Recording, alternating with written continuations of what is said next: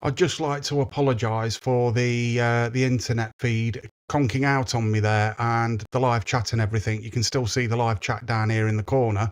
I'm going to have to get rid of this one and actually do another pop-out chat. So you'll have to give me a couple of seconds to get reset back up, because this is the second part of quite an important video. There we go. That's rid of that live chat, and we're going to have to bring a new one up, because somebody shut the front room door and it cut my signal off. Here's the second live chat. We've got top chats, live chats, and I'm going to make this a little bit smaller so people can see the chats in the comments just here up in the corner. Anyway, as I was saying in my previous video, we won't do an intro to this because I've already done an intro. Let's have a look at what I was talking about a few moments ago, to do with another stabbing in Great Britain by this guy here. Let's listen to what GB News have got to say about it, and we'll go from there. 5 years for murdering a bank customer totally at random, shortly after angrily complaining about his refused asylum application. Another day in modern Britain, another day of chaos. Let's now speak with GB News' Home and Security Editor, Mark White. Mark, an astonishingly random and brutal killing in a town I know well, Derby. It just takes your breath away at the randomness, the barbarity, what's happening on our streets at the moment. Tell us about this case. Yeah, this is a case that involved a migrant from Somalia, Habi Gabderaxman Noor, who arrived in the UK in October of last year on a small boat across the English Channel. According to the court in Derby, he had been... So what's actually happened is there's been another murder in Derby. This guy was an asylum seeker who came along on the boats. He's had his application refused. He phoned up the migrant place and told them that he was going to murder somebody. He was drinking lots of quantities of alcohol, and then went into a Lloyd's TSB branch and stabbed somebody in the chest and killed them. This is another murder by another migrant on British soil. This is now happening every single day in, day out, along with sexual attacks on children and women. The government are not going to do anything about this. This has got to stop. The only way I can see it stopping is via... I honestly don't know. I don't know how this is going to stop, but what I would like to point out here, just here, let me just bring this up a little bit. Tommo did a video earlier, which I think says it all extremely well. Listen to what Tommo had to say. Okay.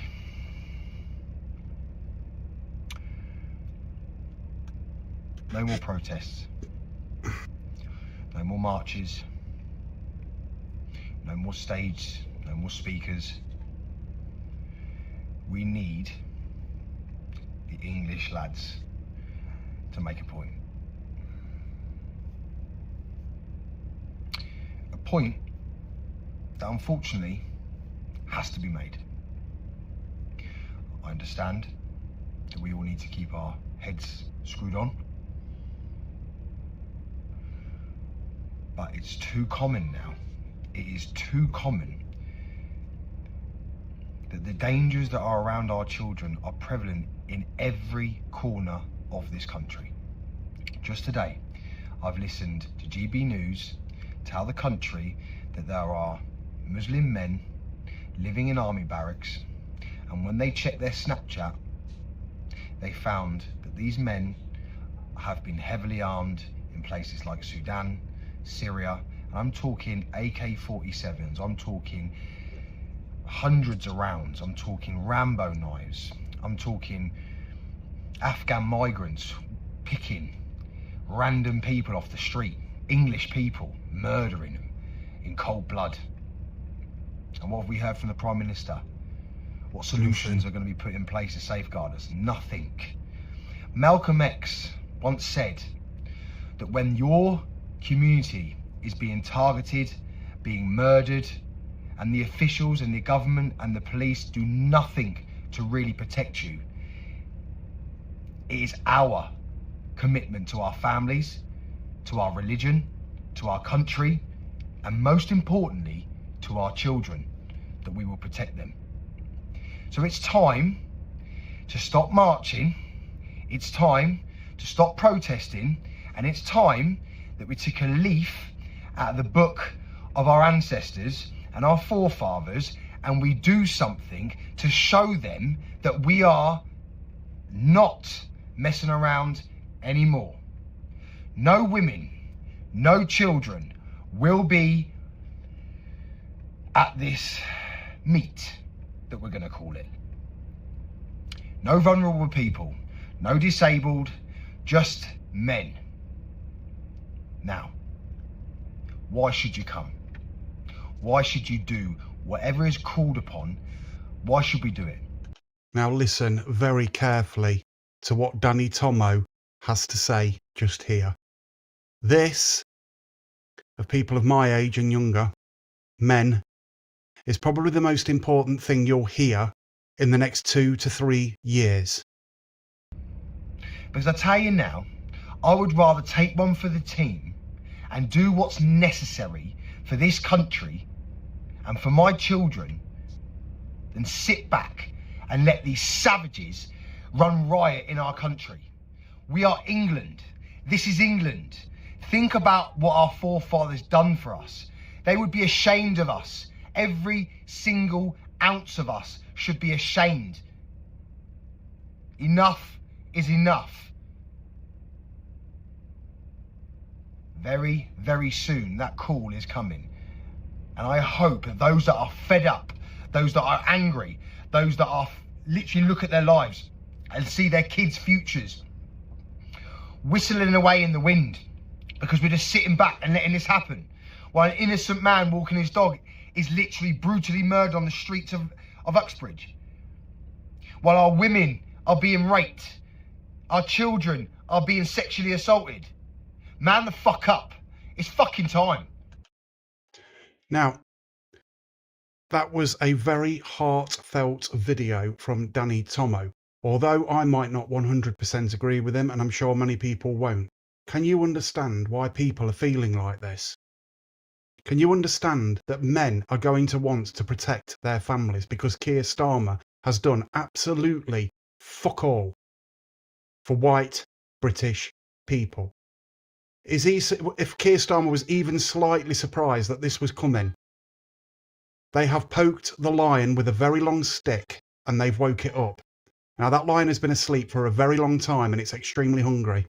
Let's just head back over to GB News. And again, every single day this is happening now. A stabbing, somebody murdered by an Islamist terrorist that came over either on a lorry, on a boat, illegally. That we show gratitude to and let stay in a hotel for free. That we give food to for free. That we give mobile phones to for free. That we give protection to for free. And they go and murder us. Or had paid €400 to be smuggled into the UK. He had applied for asylum when he arrived here and was turned down for that. Had been very angry that he was turned down for it. Was in a process of appealing that decision. You can see him there in Derby city centre. He had been... So, as you can see, yet another needless murder on the streets of Great Britain. It's just wrong. It's just very, very wrong. We've got a couple of questions here. Time for what? Time to take a stand and stop being a yellow belly, spineless coward in Great Britain. That's what it's time for. He is saying what you are thinking without saying it. More or less, yeah. That's me out of it then. That's fair enough. I'm not condoning any form of violence. This will be solved by what I would call taking to the streets with peaceful protests, but not just once a week, not just one day, not just one day and one night. Every day, day in, day out, for the rest of the time that this is actually happening. Camping outside of these hotels and protesting every second of the day in every town, every city, every hamlet, every village, everywhere in Great Britain, the white British male standing up to protect their families. That is what this is about. That is exactly what this is about. Now, if you want to cower to Islam, if you want to cower to these immigrants, if you want to cower to the government, that is entirely your business. But do not stand there in years to come and basically say that you protected your family when this whole of Great Britain has been completely run over by these people, which is what the government wants and the Fabian Society wants and everything else. And you cannot say that this is not happening. No one can say that anymore. People can stand there and call you racist, fascist, or whatever they want. Accept it and own it. And you know what? We don't care anymore. You've desensitized the word. It doesn't work anymore. More and more people now are going to wake up after this, and tomorrow it'll be the same, and the day after it'll be the same, unless people take a stand. I was shocked when I seen this. Another murder. I'm getting up in the morning, turning on GB News, turning on 2CTV to hear somebody else has been stabbed or raped or sexually abused by a migrant. And then the government go and blame it on mental illness, and we're just supposed to accept that. We're just supposed to sit back and watch this happen and feel sorry for them like these lefties do. We're not supposed to be worried about when our kids are walking to school, when a migrant's walking around the school grounds and children are hiding under tables while the parents are stood outside wondering what the fuck is going on in that school. That was in Epping. That was in Epping. Taking your child to a dance class and then hearing that one of them, three of them have been slaughtered to death by Axel Rudikabara, and they still say that was down to mental illness, even though he had rice and a Quran in his bedroom. Of all that is wrong in this world, if you think that these migrants are still welcome here, you need your fucking head checking. You seriously need your head checking, because people are now sick and tired of it, and they're not having it anymore. I don't want to see a civil war. I seriously do not want to see a civil war. Now, someone's just mentioned a national strike. Maybe that is the way to go, because if everybody just didn't go to work, if everybody stopped paying their council tax, if everybody stopped paying their bills just for 1 week, that would bring this government to their fucking knees. But how many British people have got the guts to actually do that? Who knows? Only time will tell. We're getting a few comments coming in and somebody saying, exactly. Is this the same? It's the same live feed as what I was trying to do earlier, but for some reason my internet dropped out. Hence I didn't do an intro. We'll carry on with the comments, but yeah, exactly. Somebody actually agreeing with me what I say there. If we stopped paying council tax, if we just stopped paying council tax, I mean, everybody, this would take a massive majority of people in Great Britain to just stop paying council tax. End of. What do you think they'd do? The government would panic. They would panic. There's no violence involved. There's nothing else involved. And by law, you don't really have to pay council tax anyway. It's all a big fucking con, if you do your research. They can't imprison everybody if we stop council tax. I totally 100% agree. And I think that is probably one of the best tools we've actually got at the moment. But listening to what Tommo was saying earlier, can you understand why the guy is so fucking angry and why people are so angry in Great Britain? Like I say, waking up every single morning to hear of another child rape, another stabbing by an Islamist that's one of these people that have been in one of these hotels. That's 2 in 2 consecutive days. And these are the ones that have just been reported and not by mainstream media. It's been media channels like mine, 2CTV, and all the others that report this sort of stuff, because the mainstream media do not tell the truth. The government control them. They can't control us. They can't control us. I would give anybody a big tip to get everywhere you go in town, have your phone in your hand, and if you see anything, record it. Record it. If you want to send it to me to play on my channel because you're a little bit worried that you might be sort of identified or something like that, do it. I will play it on my channel.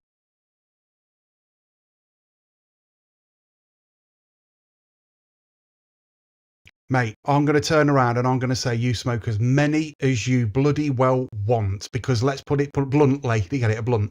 How many people has alcohol killed? Thousands. How many people has weed killed? None. Although I don't like the smell of it myself and I don't smoke it myself.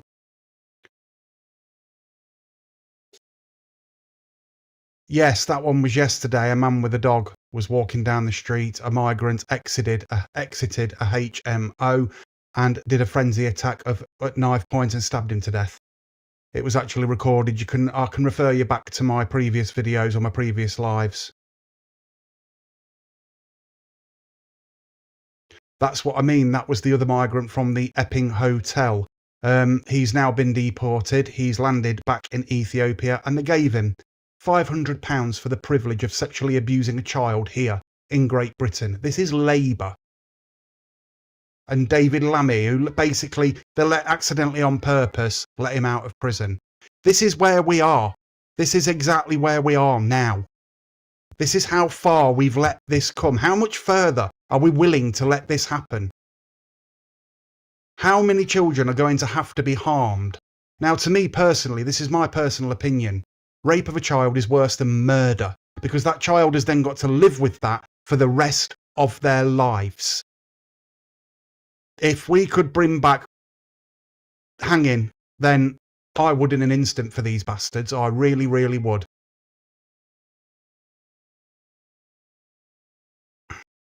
They haven't imprisoned him. I'm on the medical cannabis. Good on you. You went to the doctors, did everything the correct way. I was on, you could put it like this, right? I've got ADHD. I was put on medication, which is basically the same well, it's the same makeup as what you get in crystal meth. I was on that 4 years. It was basically called Elvance, 30 milligram Elvance tablets. I don't take it anymore. I can function perfectly fine now without them. But at the time, that was that was what got me through some of the hardest times of my life when I lost my mum and dad 6 months apart during COVID. I'd only just found out I'd got ADHD and ASD. So looking at some of these comments, we have got a few people actually in the room. I'm going to continue with this video, I think. Keep chatting away. On that day of the murder on May the 6th this year, he had been drinking a large quantity of alcohol. He phoned up a migrant charity helpline a number of times, making threats that he was going to kill 500 people, that he wanted to target doctors and police and Home Office officials. So what that actually tells me basically is this guy knew exactly what he was doing, whether he was under the influence of alcohol or not. He had rang people and told them what he was going to do, as if he'd almost planned it. Now, I think he's Somalian. The fact is, he's an immigrant. He was an illegal immigrant and he was going to be sent back, apparently. What was it? 1 in, 1 out. So they go back across to France and then bring them back on the same fucking boat they did last time. I just find it absolutely mind-blowing. Some of these things that the government expect us to actually believe. So let's show some of the comments that we've got here. Children are being targeted by rainbow people, far more dangerous than the boat people. I would disagree, but I would agree with they are being targeted by the LGBTQ4K ideology. Just a few, let's just say about an hour ago, I had a phone call saying that they are actually teaching a particular type of book in English in a school here where I live. And there's lots of complaints from parents and stuff like that. But that's going to be for another video. And believe me, there will be a video. The government are full of them, that's why. Yeah, exactly. Again, I said this in last night's video, the Fabian Society. You look at how many people are actually in the Fabian Society. You look at why they're trying to actually cover up this grooming gang inquiry.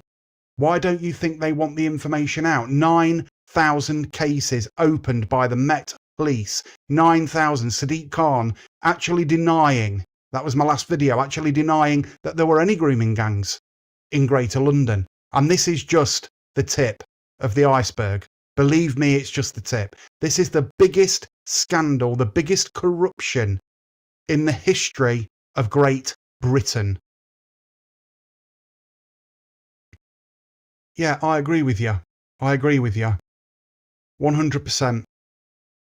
I mean, as I said, I think it's like the BBC, I think they're a paedophile harbouring network. I think that's what Labour are. I think they bring them in from different countries as well, and I think they spread them around the whole country and do all sorts of things.